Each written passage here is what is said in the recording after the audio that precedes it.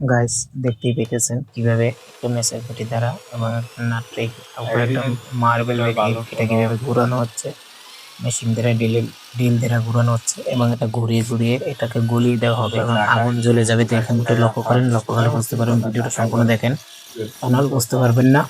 সম্পূর্ণ ভিডিওটা দেখেন। আগুন ধরে গেল, আগুন ধরে গেল এবং উপরে আগুন ধরে যাবে। এবার উপরে নিচের মেসকেটি গুলো পড়ে গেল, উপরে পড়ে গেল, পড়ে গিয়ে ওইটাকে দগ্ধ হবে এবং এমন ভাবে পুড়ে যাবে বেলটা একদম আগুনে গলে যাবে।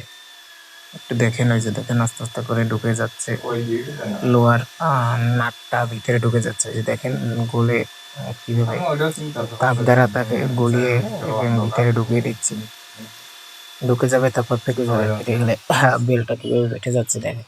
দেখছেন? সম্পূর্ণ ভিডিওটা সবাই দেখে লাইক কমেন্ট শেয়ার অবশ্যই করে দেবেন। আর একটু মজার